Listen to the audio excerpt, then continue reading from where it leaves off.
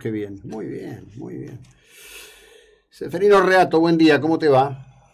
Hola José Luis, muy bien por acá. Bueno, bueno, seguís en tu saga de traer luz al presente sobre el horror del pasado con una calidad literaria increíble y con una precisión periodística envidiable. Contame cómo nace en tu ánimo lo que hoy es un libro que lleva por título Masacre en el Comedor, el hecho de terrorismo más brutal o uno de los más brutales de Montoneros en la sangrienta década del 70. Sí, esto es sobre la bomba que vietnamita que Montoneros puso en el comedor de la Policía Federal, 2 de julio de 1976, Moreno al 1400, acá en la capital federal, en el centro, y ese fue el atentado más sangriento de los 70. Y en realidad de la historia, hasta la AMIA, hasta la voladura de la AMIA, Ujú. hasta el 94, porque provocó 23 muertos y 110 heridos.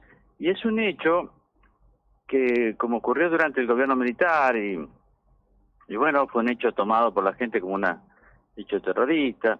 Por distintas razones, nadie escribió sobre este hecho. Estaba en la nebulosa, siendo que fue un atentado muy sangriento, el mayor de los 70. Ujú. Se me ocurrió investigar con algunos problemas, porque como nunca fue tampoco investigado por la justicia, ni durante Ujú. el gobierno militar, ni durante la democracia, había pocos papeles y esos papeles tampoco estaban muy expuestos. Entonces tuve que rastrear bastante, pero quedé satisfecho porque me permitió exhibir, creo que bastante bien, cómo funcionaba el servicio de inteligencia e informaciones de Montoneros, que fue quien colocó esa bomba, porque es una operación de inteligencia, ¿no? Ujú.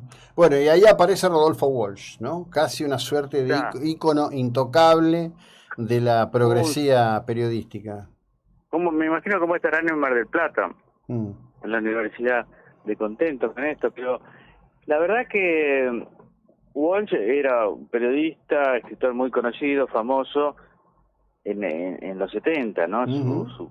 Su primer gran libro, Operación Masacre, es del 57, Sí, 58, sí, sí. y era mayor que ellos, y había dejado para ese entonces la literatura y se había convertido en un revolucionario a tiempo completo, y era la persona clave del servicio de informaciones, y participó en muchas de las operaciones más importantes de Montonero, desde el diseño del secuestro de los Born al asesinato a través de otra bomba del comisario Villar, jefe de la Policía Federal, en fin, muchísimas cosas, y en este caso tenía muchas funciones como persona clave de inteligencia de Montoneros.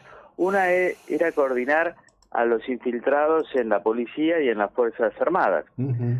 Y él eh, logra infiltrar un chico de unos 21 años, José María Salgado, que estaba haciendo la conscripción, pero después se quedó como agente en el Departamento Central de Policía, y es el que lleva la bomba, simula ir a almorzar aquel Ujú. viernes 2 de julio, y se retira 7 minutos antes, y la bomba explota y provoca toda esa masacre, Ujú. porque era una bomba vietnamita, es decir, tenía, además del trotil, tenía esas postas de acero que agujerean todo lo que encuentran, Claro. incluidos los cuerpos, ¿no? Por eso genera un terror adicional. Y la figura de Wells se recorta ahí como personaje clave, revolucionario, y eso me parece que también hace justicia a lo que realmente pasó, que es lo que Sí, sí. buscamos todos, ¿no?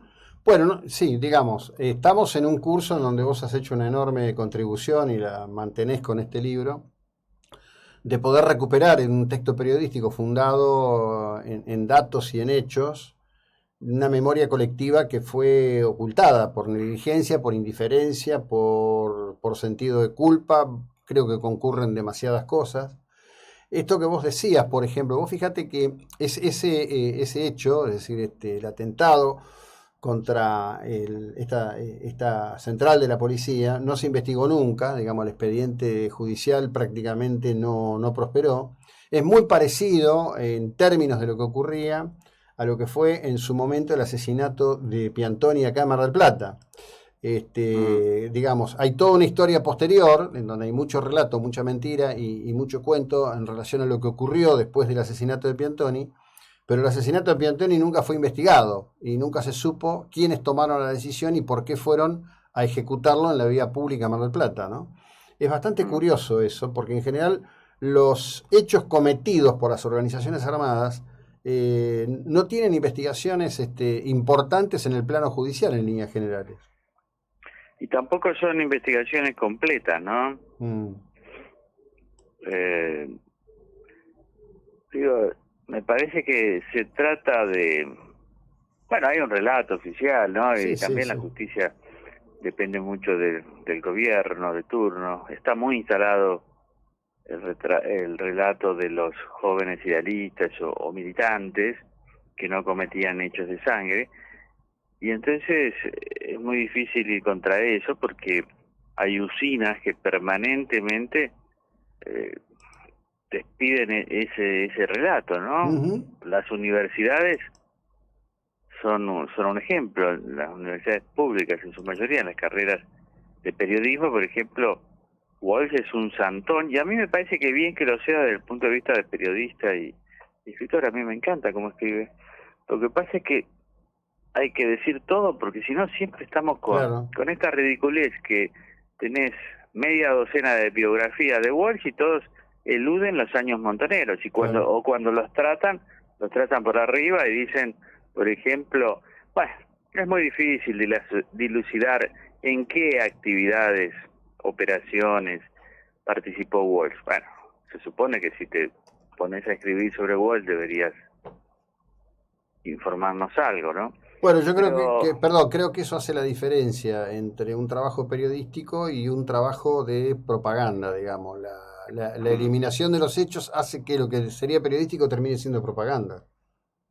sí, claro, claro, ellos lo que hacen es insistir siempre sobre la misma vertiente, disimulando mucho de los hechos, y que no estén de acuerdo con esa matriz Ujú. de discursiva. Y eso es peligroso porque va creando no solo una concepción errada sobre lo que pasó, incompleta, Ujú.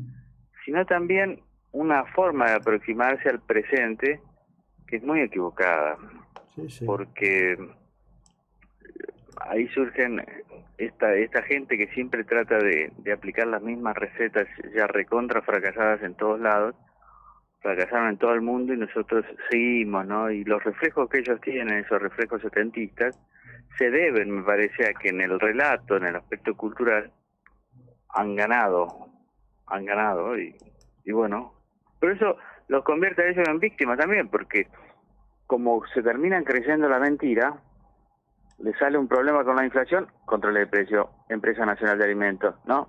Hoy, de nuevo, siempre lo mismo, ¿no? En otros países donde se ha visto todo lo que pasó, cada uno sabe que fueron muchas las equivocaciones y de todos los grupos, ¿no? Ujú. Bueno, a ver, lo primero que habría que hacer algún día en nombre de la verdad histórica es aceptar que existía una guerra. Mm. En el discurso de Perón, después de la toma del cuartel de Azul, el asesinato del coronel Ibarzábal, del coronel Gay, el secuestro de Ibarzábal, el asesinato de la mujer de Gay, ambos degollados, quedó claro que Argentina estaba en una guerra. Perón lo define perfectamente. A lo mejor hay que empezar por definir eso, y ponerlo todo arriba de la mesa en el plano de lo que fue una guerra en donde se intentaba por la vía de las armas tener el control político de la Argentina, ¿no? Bueno, Walsh hace muchas contribuciones a Montonero, porque yo también incluyo los últimos escritos de él como revolucionario, como combatiente, y él dice, y los pongo ahí, se cita poco, ¿no? Pero dice, la guerra tal como nosotros la entendimos está perdida, pero podemos volver a ser una alternativa de poder socialista, ahora tenemos que cambiar. Mm. Y entre los cambios que tiene que hacer, hay que abandonar el terror individual, dice, y nunca abandonar, nunca dejar de lado la bandera fundamental de los derechos humanos. Es decir, fíjate el legado de Walsh para las organizaciones revolucionarias, es decir, cambien, porque así vamos al aniquilamiento, y tomen la vía de los derechos humanos. Y eso es muy interesante para reflexionar un poco, ¿no? Bueno, ese fue el consejo fundamental de Berbisky a Néstor Kirchner. Bueno, sí, claro. Esto te va a blindar. Pero el primero que lo escribió, y estamos hablando de textos de fines del 76, principios del 77, ¿no? Están todos compilados, fueron publicados en el 79 en México por un grupo de exiliados argentinos, se llaman Los Papeles de Walsh, y yo lo incluyo como fuente bibliográfica, obviamente. Bueno, excelente. Te agradezco el tiempo y fundamentalmente te agradezco este trabajo que es tan importante para todos, pero muy en particular para las generaciones más jóvenes. Muchas gracias, a vos. José Luis, gracias por el llamado. Un abrazo a la distancia. Bueno, a quien escucharon es Seferino Reato. Hoy, quien ha elaborado este nuevo texto, la verdad que tiene un estilo Reato para escribir impresionante.